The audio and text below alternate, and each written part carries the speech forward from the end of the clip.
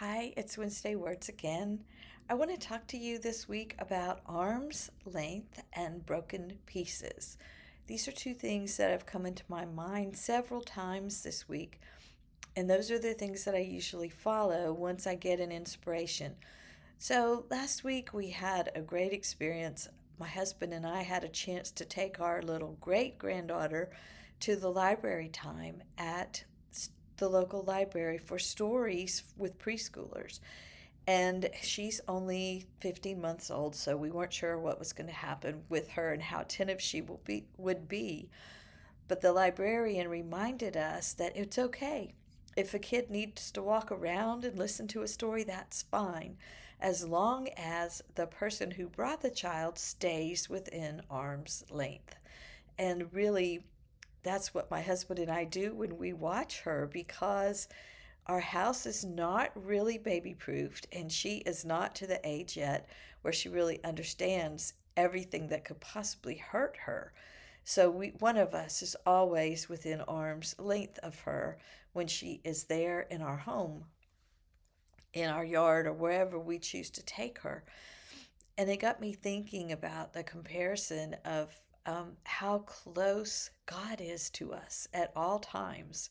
It's kind of the same way, in arm's length, right there, giving us enough room to make our own choices, good or bad, but always there ready to pull us back, to catch us if we fall, to set us back right on our feet again.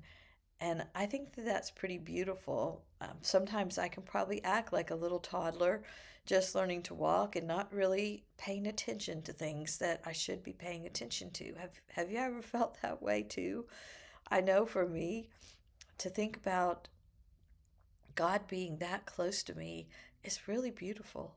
And I hope that you've experienced that too. And if you haven't, you can think about that, because we've all been around a little baby that's first learning how to walk, and how many times they fall, and how many times that there are dangerous things that you never saw before.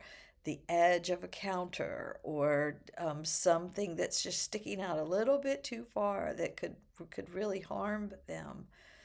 So I want you to look at your life in that way. I was working a beautiful jigsaw puzzle that I kind of like to do when I take my day off, and it was a mosaic. And it was sort of like swirling waves, is what it looked like. Well, it took me a long time to figure out the pieces, because it was made with pieces that were all broken. So I have a friend who's a beautiful artist who is an expert in mosaics, and what she could put together with the broken pieces of glass and clay and shards of things, tiles, was astounding. And I think about that too when I think about how many broken pieces of myself, how many times in my life I have felt absolutely shattered. And I'm sure that you have too, because that is part of us living this human life. But God can put back broken pieces in such a beautiful way. And He's always working for us and for our good. So don't give up so easily. I have to tell myself that a lot. There are times when I've said, well, this is a lost cause. This is not something that can be put back together. And sometimes that is truly the case, because it's not going to go back together like it was, which is what that mosaic represents as well. You can't necessarily put the pieces back together into the same tile like they were, but there still can be something beautiful that comes from a brokenness in our lives. We might not see it right away, and it might still be tender for a while, but if we let God have that arm's length touch on us and on our lives, we are going to feel and experience something beautiful. I hope you're working on something beautiful this week. And I hope that you have a chance to get out in some of the sunshine that is coming our way locally. This has been one of the coldest winters that I can remember.